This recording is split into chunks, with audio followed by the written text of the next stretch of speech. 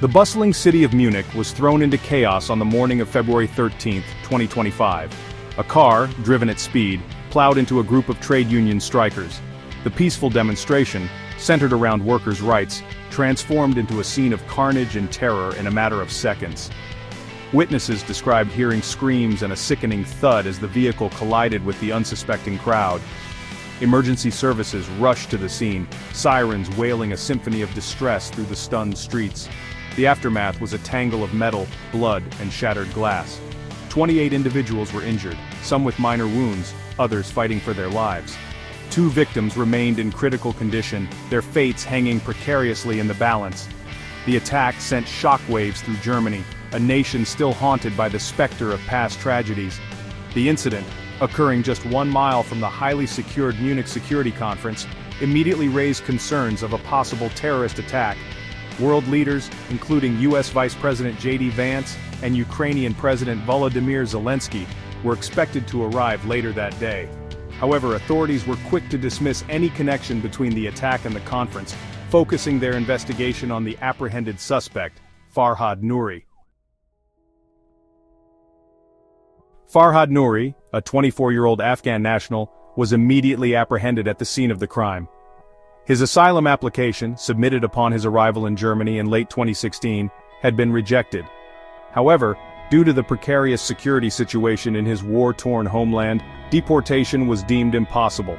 He was granted a toleration permit, a precarious legal status allowing him to remain on German soil while his case was reviewed. Nouri's past painted a picture of a troubled young man. His record showed run-ins with law enforcement, primarily for petty offenses such as drug possession and shoplifting. There was, however, no history of violence or any indication of radicalization. This absence of red flags in his past made the brutal attack all the more shocking. As investigators delved into Nouri's life, a clearer, albeit unsettling picture began to emerge.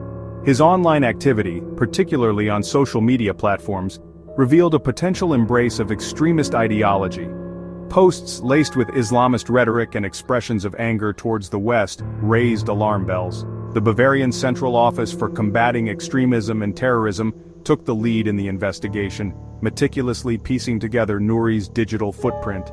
While no concrete link between Nouri and any known terrorist organization has been established, authorities are actively pursuing this line of inquiry. A search of his sparsely furnished apartment revealed no immediate evidence of accomplices or plans for a larger attack. However, the investigation remains in its early stages, and authorities are urging the public to remain vigilant and report any suspicious activity. The Munich car attack has left the German people grappling with a familiar unease. Chancellor Olaf Scholz, visibly shaken by the incident, addressed the nation, condemning the attack and vowing swift justice. He reiterated the government's commitment to ensuring the safety and security of all its residents. As the city of Munich begins the long process of healing, many questions remain unanswered. What drove a seemingly ordinary young man to commit such a heinous act? Was this a lone wolf attack fueled by personal demons and extremist ideology? Or were there darker forces at play? The investigation continues, and with it, the hope that the truth, however painful, will be brought to light.